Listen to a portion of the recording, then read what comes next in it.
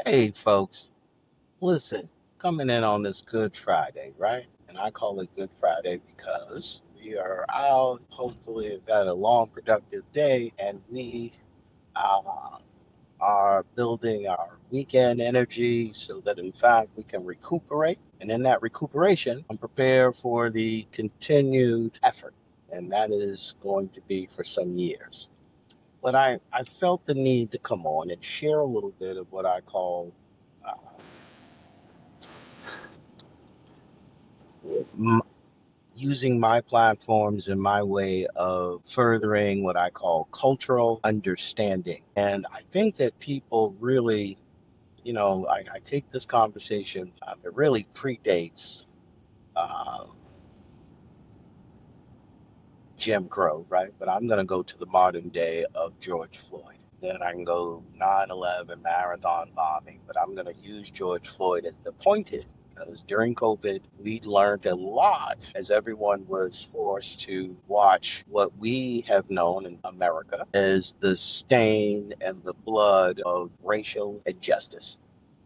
And so, here that you got to understand that even immigrants who have migrated here, that includes all Americans. So here that I want to make sure that I'm clear because I don't want people to feel comfortable in their spaces because you claim that you're an authentic American and that does not have some level of um, immigration and migration historical component that makes you an immigrant to America, right? And so and that's why there's the audacity that people could be hypocritical of newfound immigrants and not factor in their history. But I want to add the other layers of complexity to this, right? So get it that when I say to people that under the new immigration movement and policies, that is a disguise of racism, hard racism too, because get it that if you think that black, brown, and again all of us acknowledging immigration, but let's just for all intents and purposes say that we are the new immigrants to America, right? Some by voluntary involuntary slavery,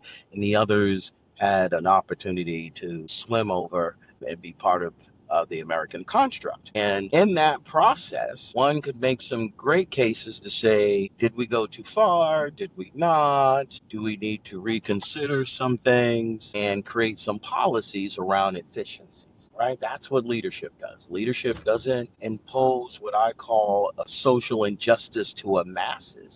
And here that I'm now being very specific to black and brown. Here that your policies that you suggest are now by way of immigration is just really undercover racism in a new lens, right? Because there's no way that you can attempt to eradicate people out of history, create every opportunity that you can to, and then that eradication to remove their mere existence as though that we weren't a contributor to this process, right? To the American construct. Without, and let's be clear, without black people and an involuntary slavery that happened, America wouldn't be where it's at. That's just a phallus. And then when you look at the principles of what I call a capitalist economy or economy in general, you've always needed the have and the have nots. So there's something to this struggle and great experiment that we call America, that black people are part of the founding based on the America that we see today. And so then to note that under a disguise of immigration policies, you claim that have the best interest for America. Come on, that's just like us saying that you just watched a George Floyd video and that video wasn't speaking to an honest truth that everyone knows about. And so here that then there's this naive notion, and I want to say this to the privileged class. And the privileged class is those that obviously the 78 million that voted for and AGAs and the all of the interest groups and really the folks that just now benefited off the tax breaks and everyone else who then undermined their votes, who should never have been on that side of the equation. Get it that you are uh, in this thing where they're dividing and conquering to create this movement of an anti-immigrant. And The interesting piece is that supposedly, and I've even heard with respect to housing and our political contest that's happening in Boston now, everyone's talking about, well, the way that you remove um, or create more housing is mass exodus of immigrants. Well, the way that immigrants is being used on the national level by way of not just orator, I'm talking oral, but by way of facts, is you're going way beyond immigration. And so, and that's where it becomes racially toxic and poisonous, right?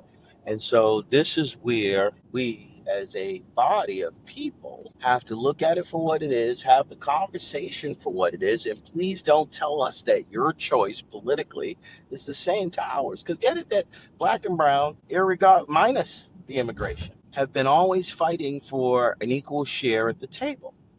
That has not happened. Then the minority group, so white folks, just like black folks, authentic black folks by way of the slave movement, we're the minorities now. If you looked at it for all intents and purposes, we are the minorities. But you guys have shown us a way that we may, if we, I'd argue, had that level of understanding, operated to preserve us. Because what is happening now is you're using an immigration slant to say this is how we should preserve us. And in that, again, you're eradicating any and all history. And when folks then say that they're making this just an immigration argument, no, I go, you're a co conspirator and racist. That's what you're doing. You're aiding and abetting because there is nothing that should ever justify. I don't care if you're a religious person and all this other stuff. The principles are clear. Are you negatively influencing children and things that you do? Right? You just acknowledged someone who told you what he was going to do in 2016. You guys went and gave it to him, and now he's about to kill. And again, the Medicaid numbers are real, and I'd argue they're conservative. That 12.8 million folks that are going to die because they're going to be cut off of these Medicaid benefits and others because there's no means, and we're being mean about it. You're part of that, and you can call it immigration. You can tell me that it's a Christian or a religious slant and all of that. And I go, where do you become humbled by the word of God? And in that vein, and say is what should be good for humans should be good for everyone else. And part of what I mean by that, and so that I'm not talking what I call a little bit of, uh, I want extra clarity. So let me be clear. So the notion that any of your upbringing and beliefs hinders anyone outside of your faith, I question you in your faith.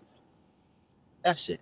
And hear that I've heard Christians who are anti-abortion say, "Hey, I can't support that," but but you technically can support genocide. And if we're not smart enough as a people to understand the choices and the consequences and how it affects people outside of our circle, so that we're not just because in religious texts, people talk about in the world versus out the world. And so if you're a religious person, you're not in the world and you don't make decisions based on worldly views. But I'd argue that based on how you voted and how you guys can support a non-abortion cause, but can support again people dying slowly based on the treatment, I go that sounds like it's kind of the same to me. The semantics in terms of the words and the verbiage, but the intentions are real than real. And so what I said, I ask everybody, you got a lot of work. We all got a lot of work to do. Where's your empathy beyond your comfort zone? So get it. I've heard people always talk about witnesses and everybody else. They work. They go out, knock on doors, and whether you subscribe to their word, they work. Right? They're always in their congregation. They do it. And I go, where have the religious accord been? You've been vacant. If you're only talking to your pulpit, then I'd argue, is that really the word of God, or is that just kind of your own mandate because it's comfortable? Because we live in a transactional world now, particularly from the White House down. And I go, Don't be one of those transactions, right? Because that means you're in the world. I don't know. It sounds a little simple to me. And those that are religious, if you're offended, then that probably says pick up your good book. Let's have a conversation and keep it 100 based on what I call morality, good values. And your good values, if they don't spread throughout to influence all those that should not be. So if your decisions negatively influence some, I'd argue that's transactional. So I just think that we as a people got to be more mindful that we don't reflect the mere thing that we criticize or want to reflect that we support that deems good but hinders the majority, because that could be my talk to you see you later. Peace.